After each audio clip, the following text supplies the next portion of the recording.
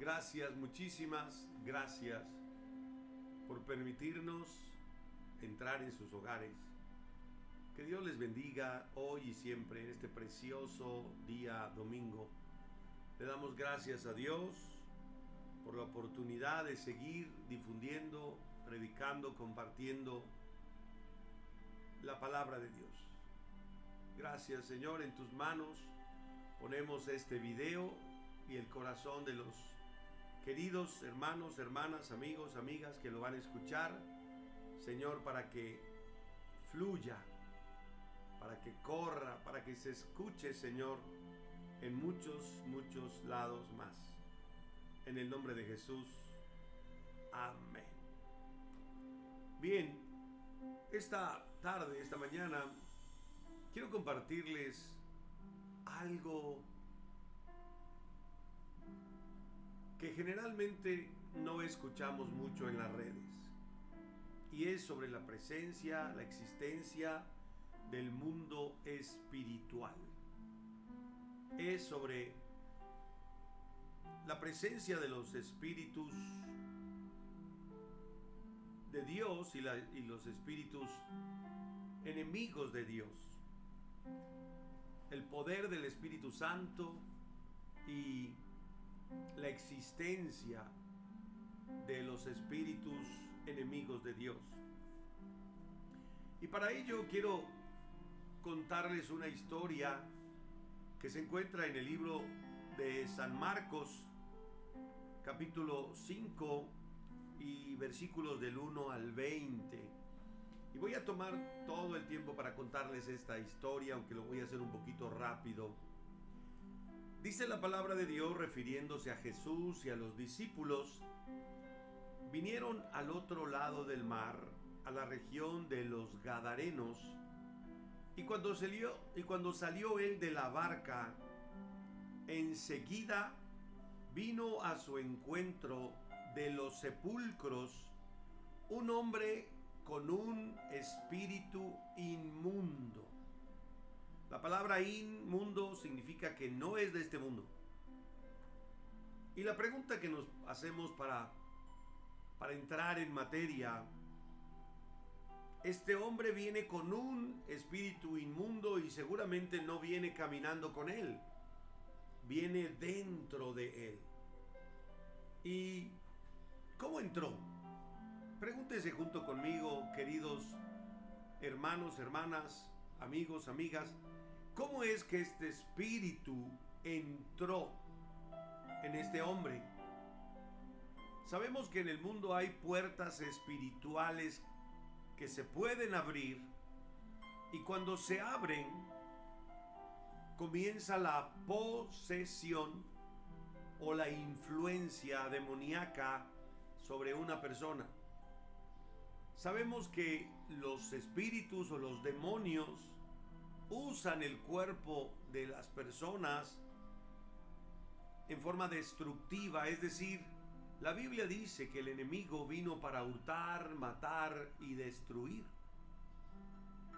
Y lo que más quiere matar y destruir el enemigo es la relación y la semejanza del hombre con su creador, con Dios.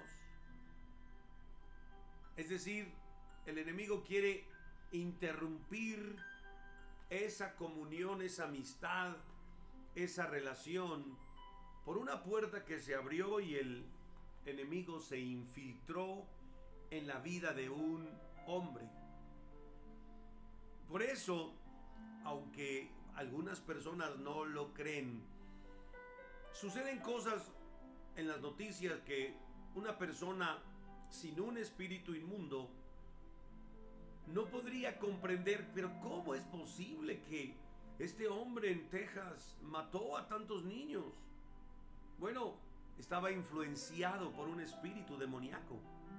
¿Cómo es posible que un padre pueda hacerle esto a sus hijos? ¿Cómo es posible que una madre abandone a su bebé en un basurero? Y repito, todo empieza por una puerta que se abre, el enemigo se infiltra y empieza a oprimir hasta llegar a posesionarse controlar y dominar a la persona. Y todo se debe al mundo espiritual.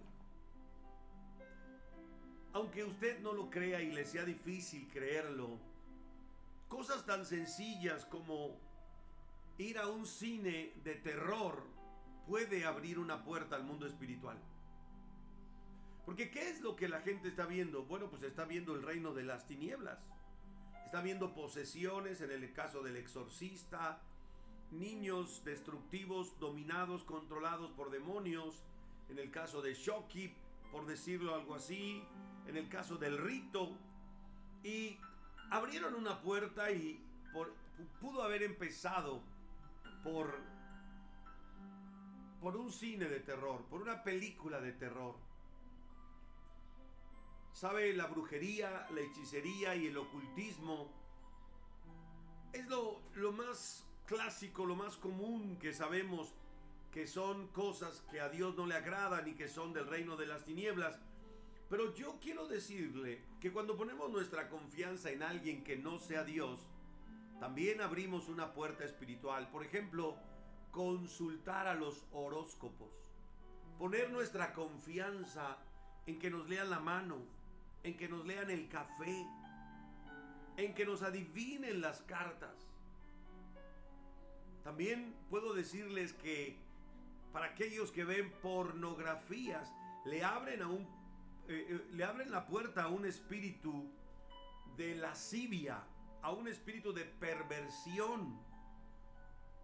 También la falta de perdón. La palabra de Dios dice: no se ponga el sol sobre vuestro enojo, ni deis lugar al diablo. Está diciendo que cuando nosotros decidimos no perdonar, abrimos una puerta espiritual y el enemigo, a través de sus demonios, se puede infiltrar. Y hoy quiero decirles, queridos amigos, hermanos, que hoy 8, 9, 10 de junio, cualquier día en el que usted nos escuche, 11, 12, hoy quiero decirle que los demonios existen y que son peligrosos y son poderosos y son destructivos. Que una persona sin Dios no puede librarse solo de la opresión o de la posesión demoníaca. En mis años de juventud escuché a mucha gente decir: es que yo quiero dejar de tomar, pero no puedo. Y usted dirá: ¿eso es una adicción, pastor? Y sí, sí es una adicción, pero provocada por el mundo espiritual. Todas esas adicciones, todas esas dependencias no son normales. Y es importante, queridos amigos, hermanos, que mientras lo investiga, porque quizás no se quiera quedar solo con el dicho de su servidor, pero mientras usted lo investiga a fondo, es importante mantenernos alejados de esos demonios y evitar cualquier relación, aunque sea por curiosidad. Muchos jóvenes abren puertas al mundo espiritual jugando a la ouija,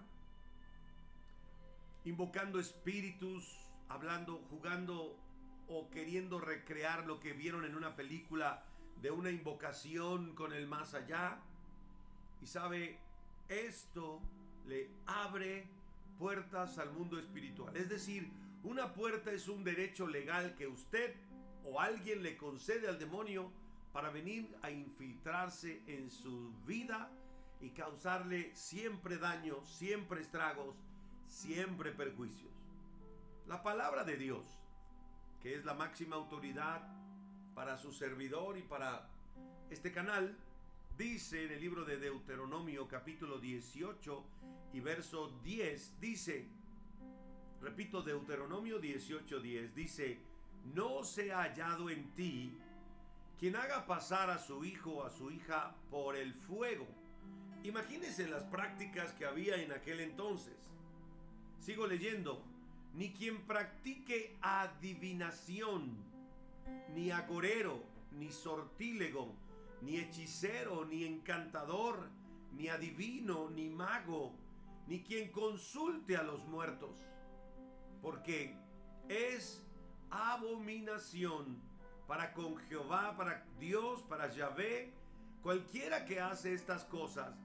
Y por estas abominaciones, tu Dios, Jehová, Yahvé, como lo quieras llamar, echa estas naciones de delante de ti. Dios nos avisa que no vayamos a jugar al patio de la casa de Satanás con adivinaciones, con encantamientos, con consultas a los muertos, con adivinación, agoreros, sortílego, hechicería. No, porque por estas cosas Dios arrojó a esos pueblos de delante de su presencia. Por algo la Biblia, la palabra de Dios, nos da estas enseñanzas o estas advertencias. Porque la gente dice, y no sé cómo está así, llegó a estar así mi hijo. Y obviamente no sabemos porque el mundo espiritual es invisible. Santiago capítulo 4, otro libro de la Biblia, otra carta de la Biblia, dice: someteos pues a Dios, resistir al diablo y huirá de nosotros. La palabra de Dios nos dice y nos enseña que si nos sometemos a Dios y resistimos al diablo, Él tiene que huir. ¿Y cómo lo resistimos al diablo? Simple y sencillamente obedeciendo a Dios. Acto contrario, ¿cómo le abrimos puertas? Haciendo su voluntad. Dios dice que si no perdonamos, Él no nos perdona. Dios dice que perdonemos a otros nuestras ofensas. Cuando nosotros decidimos no perdonar, estamos haciendo la voluntad del enemigo y no la de Dios. Y volviendo a la historia, dicen que este hombre, en cuanto Jesús llegó, vino a su encuentro enseguida de los sepulcros, un hombre con un espíritu inmundo, versículo 3 de Marcos 5, que tenía su morada en los sepulcros y nadie podía atarle ni con cadenas, porque muchas veces había sido atado con grillos, y grillos son las como esposas que unían a una cadena. Muchas veces había sido atado con grillos y cadenas, mas las cadenas habían sido hechas pedazos por él y desmenuzados los grillos o los grilletes, y nadie le podía dominar, y siempre, de día y de noche, andaba dando voces en los montes y en los sepulcros, hiriéndose con piedras. Yo quiero que se imagine usted esos cuadros que estamos leyendo y que se pregunte, o nos preguntemos, ¿quién le dio la fuerza para romper las cadenas y los grilletes? ¿De dónde un hombre normal no puede romper cadenas, ni aunque sea un físico-culturista? Obviamente que el mundo espiritual le dio su fuerza. Obviamente que los demonios le propiciaron esa fuerza, le proporcionaron esa fortaleza tal que podía romper las cadenas, y si lo ataban, la rompía. Y imagínense qué hombre con dominio propio, con control de su vida, andaría de día y de noche dando voces por los montes, en los sepulcros, e hiriéndose con piedras. Solamente alguien que ha perdido el control de su dominio, de su autoridad, de su voluntad, como es el caso de este, tal como lo menciona la Biblia, endemoniado gadareno. ¿Sabe? Yo quiero llevarles a pensar que este endemoniado de Gadara nunca había sido tratado bien por ninguno de todos los pobladores de la zona. Lo habían intentado controlar, atar, como si fuera un animal violento, con cadenas, con grillos, porque sí era un impredecible, era un violento, y era lo que su comunidad le había mostrado. Hay que amarrarlo, hay que atarlo, agárrenlo. Pero cuando vino Jesús, lo vio de lejos y corrió y se arrodilló ante él. Y yo quiero hacer un alto para decirle que todo el mundo espiritual contrario a Dios, ni todo el mundo espiritual contrario a Dios puede vencer, someterse, sino que igual que este endemoniado gadareno, tienen que venir delante de la presencia de Dios y doblar rodillas. Dice que corrió y se arrodilló delante de nuestro Señor Jesucristo y clamando a gran voz le dijo: ¿qué tienes conmigo, Jesús, Hijo del Altísimo? Te conjuro por Dios que no me atormentes. Porque le decía Jesucristo a los demonios: sal de este hombre, espíritu inmundo. Quiero que vea algo, amados. Este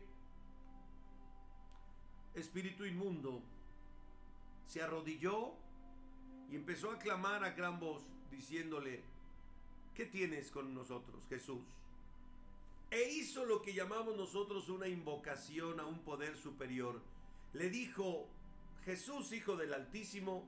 Primero lo reconoció como que él era el Hijo de Dios, pero luego usó este término que no es normal entre los hombres de Dios, ni entre la jerga común, el lenguaje común. Le dijo: te conjuro por Dios, como diciendo: llamo o invoco a tu autoridad, que es Papá Dios. Llamo a ese espíritu sobrenatural para que se manifieste y que te diga que no me atormentes. El espíritu inmundo quería llamar al Padre para que Jesucristo no lo castigara, válgame la expresión, porque nuestro Señor Jesucristo le estaba ordenando que saliera.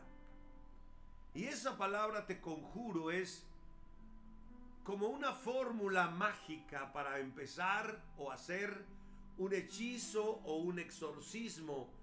Y los hijos de Dios no hacemos hechizos ni hacemos exorcismos. Los hijos de Dios liberamos los cuerpos de las personas que están poseídas por espíritus inmundos en el poder de nuestro Señor Jesucristo, no en el nuestro. Y ¿sabe? Quiero que vea este ángulo de la palabra de Dios. Con la llegada de nuestro Señor Jesucristo delante de este endemoniado, este hombre, no los demonios, el hombre, conocería por primera vez el poder del amor, el poder transformador del amor de Dios. Sí, Jesús utilizó su autoridad para los demonios, pero al hombre lo trató con misericordia, lo trató con amor. De hecho, este hombre fue transformado en otro hombre por el poder que lo liberó y por el amor de Dios. Él experimentó algo lindo, maravilloso de parte de nuestro Señor Jesucristo. Pero continuemos con la historia. Jesucristo, refiriéndose a los espíritus inmundos, le preguntó: ¿cómo te llamas? Dame tu nombre. Le estaba hablando al espíritu inmundo. Y él le respondió diciendo: mi nombre es Legión, porque somos muchos. El demonio dijo que su nombre era Legión. Y la palabra legión se refiere a una unidad en el ejército, la más grande del ejército romano, que consistía entre 3,000 y 6,000 soldados. El hombre está diciendo: somos legión. En otras palabras, está diciendo: igual que los soldados se reúnen en una legión, se agrupan en una legión de 3,000 a 6,000 soldados, nosotros somos de 3,000 a 6,000 demonios dentro de este hombre. Y yo quiero que abra su capacidad de asombro y de aprendizaje, queridos amigos, con todo respeto. El hombre estaba poseído por muchísimos demonios. Y yo me imagino y me pregunto, ¿de qué tamaño serán los demonios para meter hasta 6,000 en un cuerpo humano? Podría yo decir que los demonios son muy delgaditos, porque el hombre le está diciendo, somos muchos demonios, somos una legión de 3,000 a 6,000 demonios dentro de este hombre. Y siguiendo hablando, el espíritu inmundo le rogaba mucho que no nos envíes fuera de esta región. ¿Sabe? El Evangelio según San Marcos destaca mucho la lucha sobrenatural entre Jesucristo y Satanás. La meta de los demonios cuando entran en un cuerpo era, es y seguirá siendo controlar la vida de los humanos que habitan o que oprimen. Pero la meta de nuestro Señor Jesucristo es la liberación de esas personas, liberarlos no solo de los demonios, sino del pecado y del control de Satanás. Los demonios sabían, por eso llegaron de rodillas, que no podían hacer nada contra nuestro Señor Jesucristo, que no tenían más que obedecer, que Él era el poseedor de toda la autoridad y de todo el poder. Por eso es que le rogaron, no nos envíes fuera de este lugar, no nos envíes a otro lugar. En el Evangelio de Lucas 8:31 le dicen, no nos envíes al abismo. Y Jesús accedió, pero a no echarlos fuera, pero puso fin a la obra destructiva de este hombre. Pudo haberlos enviado si quería, pero no ha llegado el tiempo. Al infierno no ha llegado la hora del juicio. Al final, por supuesto, todos sabemos que todos los demonios serán enviados al lago de fuego, al infierno. Todos. Y queridos hermanos, sigo leyendo el libro de Marcos capítulo 5 y versículo 11. Y dice la palabra de Dios que estaba cerca del monte, o sea, cerca de donde están ocurriendo estos actos, esta historia. Estaba cerca del monte un gran hato de cerdos paciendo. No se llama manada, ni se llama jauría, ni se llama parvada. En los cerdos se llama hato. Y estaba un gran hato de cerdos paciendo. Y le rogaron todos los demonios diciendo, envíanos a los cerdos para que entremos en ellos. Y luego Jesús les dio permiso. Y saliendo del cuerpo de este hombre, aquellos espíritus inmundos entraron en los cerdos, los cuales eran como 2,000. Y el hato se precipitó en el mar por el despeñadero, y en el mar se ahogaron. Pensemos un segundo. Lo mismo que los demonios estaban haciéndole a este hombre, que lo obligaban a andar por los cerros y por los sepulcros, dando voces, lamentos e hiriéndose con piedras. Ahora, al entrar en los demonios, controlan su voluntad y los obligan a irse al despeñadero, a precipitarse al despeñadero y caer en el mar. Y dice la palabra de Dios, y en el mar se ahogaron. Y yo me pregunto y le pregunto a usted, querido hermano, hermana, amigo, amiga, ¿acaso no los cerditos no saben nadar? Claro que saben nadar. Existen videos en YouTube que los cerditos están nadando. Pero entonces, ¿cómo es que se ahogaron? Bueno, se ahogaron porque los demonios influyeron en su vida, en su voluntad. Los demonios los destruyeron. Yo quiero puntualizar algo, que esa región no era una región de judíos.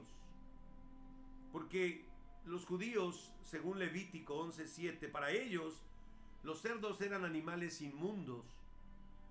Esto significa que los judíos ni comen, ni tocan, ni comercian con marranos, con cerditos, porque para ellos es un animal inmundo. Y esto nos da a entender que este incidente ocurrió en una región de los Gadarenos, sí, habitada por gentiles. ¿Quiénes son los gentiles? Todos los habitantes del mundo que no son judíos. Y eso nos explica el porqué de la existencia en esta historia de cerdos. Y ahora, preguntémonos, ¿por qué Jesús les permitió que fueran a los cerdos? Y la respuesta, después de haber analizado y estudiado, Dios quería que los hombres vieran el mundo espiritual sin verlo realmente, pero que pudieran ver lo que había salido de aquel hombre y se había introducido en 2000 cerdos, que conocieran el poder de Dios también. Cómo nuestro Señor Jesucristo solo pudo ordenar, obligar y echar fuera 2000 o hasta 6000 demonios. Jesucristo permitió todo esto para que los hombres y nosotros, con un poquito de imaginación, viéramos salir los demonios, legión, dentro de la vida de ese hombre, e ir a poseer a los cerditos, no sé, tal vez de 5 o 10 en cada cerdito, si eran hasta 6000, no lo sé, pero quería demostrarles que vieran con sus ojos naturales. Algo pasó, que los 2000 cerditos se volvieron como locos y se precipitaron al mar y murieron. Y sigo leyendo en el versículo 14 de Marcos 5. Y los que apacentaban los cerdos huyeron y dieron aviso en la ciudad y en los campos, y saliendo a ver qué era aquello que había sucedido, vienen a Jesús y ven al que había sido atormentado del demonio y que había tenido la legión de demonios. Estaba ahora sentado, vestido y en su juicio cabal, y tuvieron miedo. ¿Sabe? Si en su comunidad, en su colonia, en su pueblo, en su ciudad, hubiera un hombre poseído por 2000 demonios mínimo o hasta 6000, y de pronto Jesús lo echara fuera, yo creo que todos le daríamos las gracias, yo creo que todos le diríamos gloria a Dios, qué bueno. Estos hombres no les importó mucho el alma de este endemoniado gadareno, sino les importó que acababan de perder 2000 cerdos, y es un poquito lógico, son muchos cerdos. Al comercio actual serían entre 6 y 8 millones de pesos. Pero los que estaban allí les contaron lo que habían visto, cómo había acontecido al que tenía toda esa legión de demonios y cómo había pasado con los cerdos, y comenzaron a rogarle a nuestro Señor Jesucristo: vete, vete, vete de nuestros contornos, vete de nuestros pueblos, vete de nuestras regiones. Aleluya. Qué tremendo y qué impactante. Después de tan maravilloso milagro de salvarle la vida a un hombre, ¿por qué la gente quiso que Jesús se fuera de allí? Bueno, me imagino que tenían cerrado su corazón a la fe, al amor, a la religión, a la esperanza. Le pidieron que se fueran también porque estaban atemorizados por tanto poder sobrenatural, y que parecía un poder que podía controlarlo todo. Le pidieron que se fuera también porque amaban mucho sus posesiones más que las almas, y acababan de perder 2000 cerditos. Probablemente creyeron que Jesús seguiría actuando de una manera extraña o hasta eliminando sus fuentes de subsistencia, como lo hizo con los cerditos. Ellos preferían su fuente de ingresos y su seguridad. Y ahora estamos entrando a la línea final, a la recta final, que dice así: al entrar nuestro Señor Jesucristo en la barca, el que había estado endemoniado, imagíneselo, le rogaba que le dejase estar con él. ¿Se lo puede imaginar? Señor, déjame irme contigo, por favor, no te vayas sin mí, déjame estar contigo, yo me quiero ir contigo. Este hombre, queridos amados hermanos, no encontraba ningún atractivo para quedarse en esa zona donde durante tanto tiempo había vivido atormentado, aislado y privado de todo indicio de afecto. Para él ya no había familia, ya no había hijos, padres. Todo el mundo lo habían segregado, lo habían repudiado por haber estado endemoniado tanto tiempo. Y este hombre no dudó en rogarle al maestro: llévame contigo, por favor, llévame contigo. Yo quiero hablarles a su corazón. Esta es la tendencia que todos llevamos dentro de nuestro corazón. El deseo de retener aquello que nos hace sentir bien. El deseo de prolongar indefinidamente esas experiencias profundas y gratificantes. Si usted conoce la palabra de Dios, hubo un tiempo, un día, en el que Jesús subió al monte de la transfiguración y Pedro, al estar allí, ver a Elías, a Moisés y oír la voz de Papá Dios, experimentó este mismo deseo. Este deseo que le llevó a exclamar ahí en el monte de la transfiguración: Maestro, es bueno para nosotros que estemos aquí. Hagamos 3 enramadas, una para ti, otra para Moisés y otra para Elías. ¿Sabe?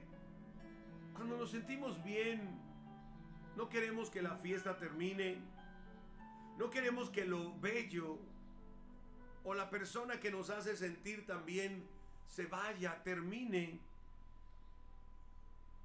Si no queremos que se prolongue, llévame contigo, Señor. Por favor, llévame contigo. ¿Cuántos de ustedes no han experimentado? No te vayas, mamá, amada, abuelita, tía, hermana, no te vayas. Quédate otro ratito más conmigo. Porque nos sentimos bien donde se nos aprecia y donde se nos ama. Este hombre había experimentado el amor de Dios, el favor y la misericordia de Dios. Pero, continuando el análisis, preguntémonos: ¿por qué Cristo no lo lleva con él? Mire, el último versículo. En el versículo 20, Jesús no se lo permitió. Llévame contigo. Jesús no se lo permitió, sino que le dijo: vete a tu casa, a los tuyos, y cuéntales cuán grandes cosas el Señor ha hecho contigo y cómo ha tenido misericordia de ti. Aleluya. Por eso no se lo permitió. Porque Dios quería que este hombre se transformara en un heraldo, en un vocero, en alguien que testifica a su casa, a los suyos, a su familia. Cuéntales cuán grandes cosas el Señor ha hecho contigo y cómo ha tenido misericordia de ti. ¿Sabe, amados? Nuestro Señor Jesucristo no lo dejó ir con él, porque Cristo sabía mejor que nadie que la mejor manera de retener una bendición es compartirla con otros. En el reino espiritual, en el reino de Dios, no es como en el reino natural. En el reino natural decimos: guarda, porque el que guarda siempre tiene. En el reino de Dios es dar y se te dará. Medida buena, apretada, remecida, rebosante. Dios sabía que la mejor manera de retener una bendición era compartirla con otros. Repito, en el reino de Dios lo que no se comparte se echa a perder. Por eso siempre será nuestro llamado el ser bendecidos, sí, pero también estamos llamados a bendecir a los demás. Darle de nuestras experiencias lo bonito que hemos experimentado y conocido, de manera que Cristo lo mandó a compartir con los suyos lo que él había experimentado. Y vuelve a surgir la pregunta: ¿por qué lo haría? El hombre no tiene ninguna aptitud evangelística. No tenía más que un solo día o ni un solo día de creyente. Desconocía los textos más elementales de la palabra de Dios. No sabía argumentar acerca de la fe. No tenía principios ni rudimentos de la vida cristiana y no poseía capacitación alguna para testificar a otros de su fe. No. Y entonces, ¿por qué Dios? ¿Por qué nuestro Señor Jesucristo lo envió a compartir? Porque simplemente este nuevo discípulo, sin embargo, era un experto en un solo tema: cómo Dios puede transformar la vida de un endemoniado en un hombre normal. Y ese es el tema de que Jesús le mandó que hablara. Sí, Jesucristo le dijo: ve a los tuyos, a tu casa y a los tuyos, y compárteles, no textos bíblicos, sino lo maravilloso que Dios ha hecho contigo. Cómo ha tenido Dios misericordia de ti. De eso lo mandó a hablar. Y queridos hermanos, imagínense si un ser como el endemoniado gadareno, un hombre como el endemoniado gadareno, viviera cerca de usted y lo conociera de años, y de pronto lo ves vestido y en su juicio cabal, y se acercara a testificarle lo que Dios hizo, ¿usted o yo dudaríamos un segundo de lo genuino de su testimonio? Desde luego que no, por supuesto que no. Este hombre seguramente hablaba con convicción de todo lo que experimentó, una convicción nacida de una experiencia dramática con Jesús. Saben, amados, muchos esfuerzos por compartir nuestra fe, nuestros conocimientos evangélicos fallan justamente por esta razón.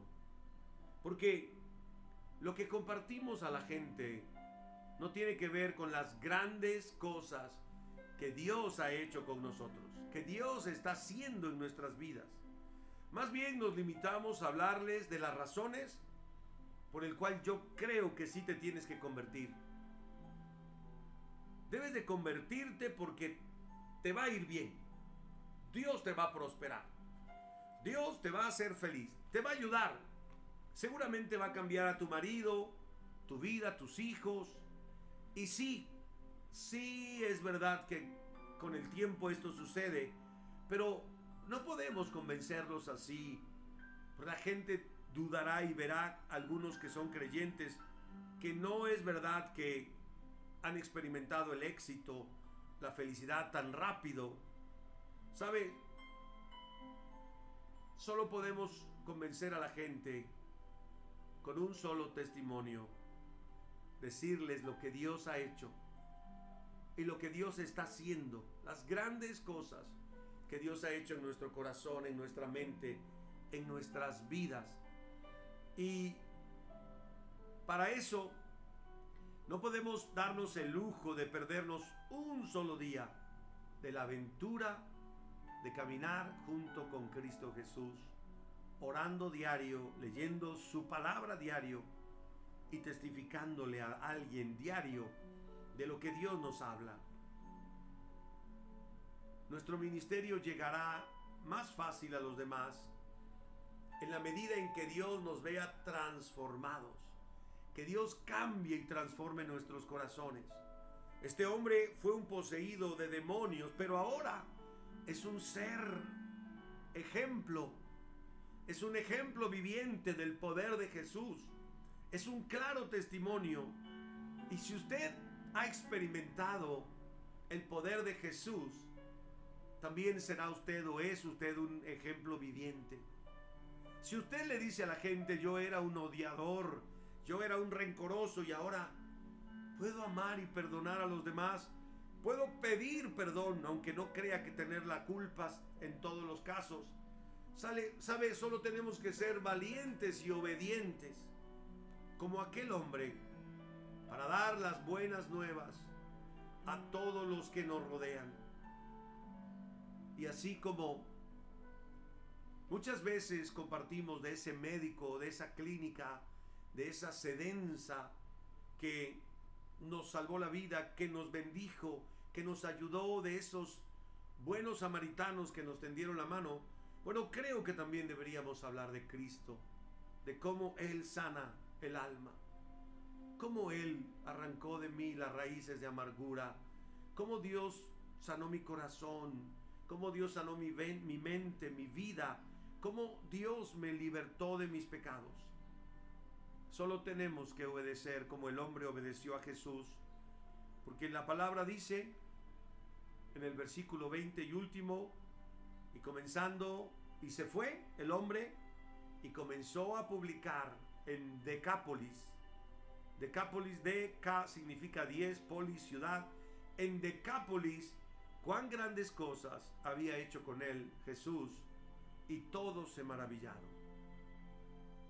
Todos se maravillaron. En el libro de Mateo, capítulo 4, 25, dice que mucha gente siguió a Jesús de Galilea y de Decápolis.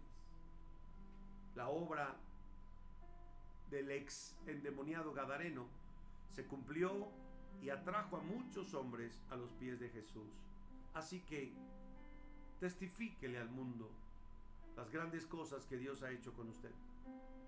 Háblele de cómo usted era un alcohólico y ahora ya no lo es, un adicto, un asesino, un violento, un amargado, un odiador, un orgulloso, un soberbio, un avaro.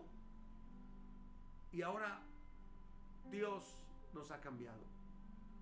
Dios nos ha transformado. Digámosle al mundo que se vuelvan a Jesús y que dejen esos caminos de pecados, esos caminos de iniquidad, que dejen atrás sus pensamientos y que se vuelvan a Dios, el cual tendrá de ellos misericordia, que se vuelvan al Dios nuestro, el cual será amplio en perdonarles.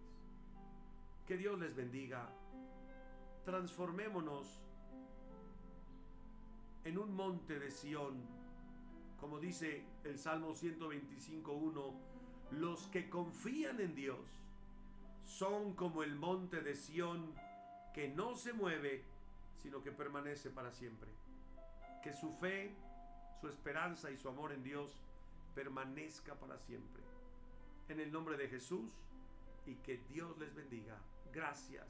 Y por favor, igual que siempre, comparta por favor con alguien este mensaje en su Face, en su YouTube. Ayúdenos a difundir la palabra de Dios y que Dios les bendiga. Gracias. Bendiciones.